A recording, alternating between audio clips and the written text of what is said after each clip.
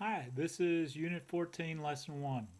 We're beginning to wind up all this stuff, so all these things are beginning to come together. So today what we're talking about is cylinder fundamentals, where we're going to discuss the surface areas and volume of cylinders.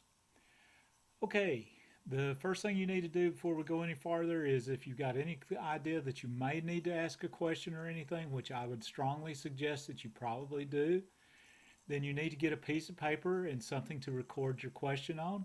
Once again, very simply, all you have to do is put the video on pause, write down your question, or go back and review it so you can see exactly what it was you needed to ask a question about.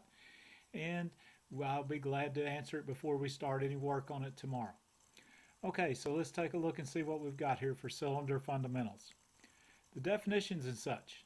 The common usage of the term cylinder describes a three-dimensional object with two parallel circular bases and with curved sides. Okay, shown here is a three-dimensional view of a cylinder and its associated net. So the three-dimensional view looks like this. Once again, the way you draw this is you just draw two circles and connect the edges. Okay, this is what the net looks like. If you notice, what it is we have two circles that have a rectangle between them. The rectangle will have exactly the same length as the circumference of the two circles. Okay, so in the height is just going to be how high it is between, or what the distance is between the two circles, and that's all you got. So the length is just going to be the same as the circumference, which would be 2 pi r.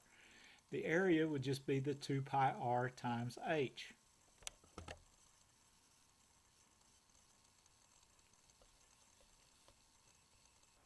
Okay, so let's pick it up from there, and here's what we've got. Notice these important facts that concern a cylinder. The first one of these is, very simply, the lateral area, and it is a rectangle where one dimension is the circumference of the circular base and the other dimension is the height of the cylinder that we just talked about. Okay, the total area of a cylinder is the sum of the lateral area and the areas of the two circular bases. And you get that with this formula right here, which says the total area is equal to 2 times the area of the base plus the lateral area, which in the case of a cylinder will always devolve into 2 pi r squared plus 2 pi r times h. Okay, the 2 pi r squared gives you the area of the two bases, and the 2 pi r times h gives you the area of the rectangle that goes between them.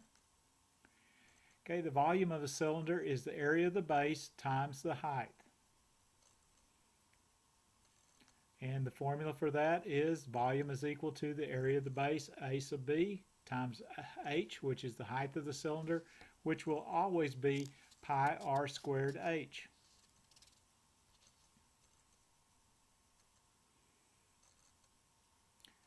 Okay, let's look at examples 1 and 2. First thing they want you to do in example 1 is they want you to find the lateral area of the cylinder. So here's the cylinder that they're talking about. Notice that the radius of the cylinder is 5 centimeters. The height of the cylinder is 10 centimeters. So all we have to do to find the lateral area is just plug the information in. It's going to be the height times the width because that's the area of a rectangle. Okay. The height on this one is 10, and we know that the length of the rectangle will be represented by 2 pi r because that is the circumference of the circle. So what we have here is 10 times 2 pi times 5, which gives us 100 pi, which is approximately 314.16 centimeters squared. Okay, example 2, they want us to go ahead and build on this and find the area of the base and the total area. Okay, so to get the total area we need two of the bases because there's a base at the top and a base at the bottom. So let's go ahead and see what we get. Area of the base is equal to pi r squared. So that's equal to pi times 5 squared, which is 25 pi, which is roughly 78.54 square centimeters. Okay, since there's two of those, we need to plug it into the formula for the total area. So there's 2 times the 78.54 plus the 314.16. That gives us approximately 471.24 centimeters squared for the total area.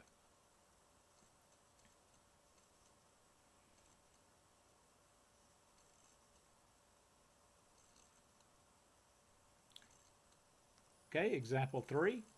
Using the same cylinder, we want to find the volume of the cylinder, which is the other thing that we typically do with these.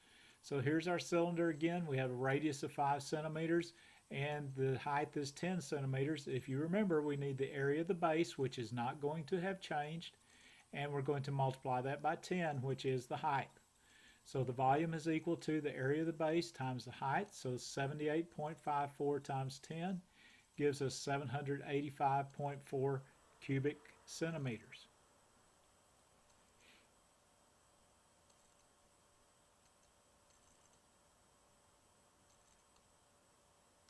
Okay, some more definitions. The cylinder depicted in the first three examples are right circular cylinders because the lateral surface is perpendicular to the two circular bases.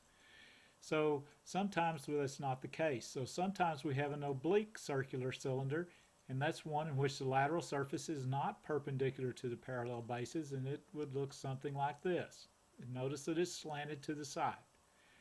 Okay, as we had with the prisms, we have the same thing with this. Cavalari's principle, the volume is still the volume of the area of the base times the height. Notice what has changed here is the height is not the length along the edge. The height is the distance between the centers of the two bases.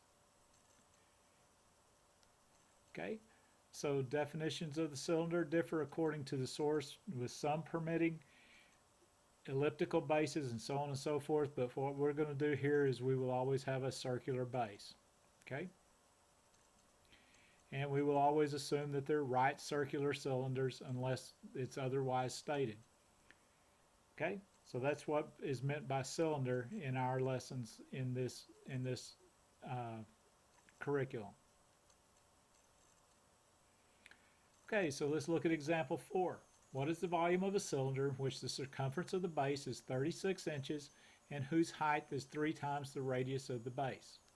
Okay, so this time notice they gave us the circumference, so this means we've got to do some work to begin with.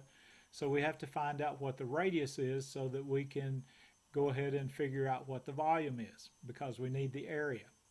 Okay, so the circumference is 36, and that's equal to 2 pi r. Okay, so if you notice here, the only variable we have in the equation at this point is the radius. So we can solve this by dividing both sides by 2 pi.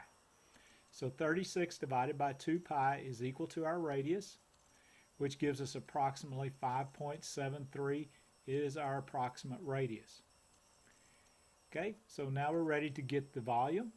So the volume is the area of the base, which is going to be represented by pi r squared, and we know that the height is 3 times the radius, so that we're going to represent that as 3r. So for both the places that r appears in this equation, we're going to substitute in the 5.73, or actually we did some algebra here and simplified it to 3 pi r cubed. Okay, so we plug in our 5.73, raise that to the third power, and multiply that by 3 pi, and that will give us the volume.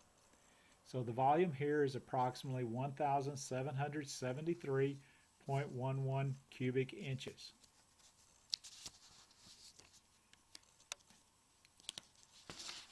Okay, this finishes up lesson 1 for unit 14. So what you need to do is, once again, if you've got any kind of questions, remember to bring them with you to class tomorrow, as well as your filled in notes, so that you'll have something to work with. Okay, if you have a question, make sure you ask it before we get started, and I'll be glad to discuss it, and we can discuss it as a class and come to the resolution of it before you start your work. Thank you very much. Goodbye.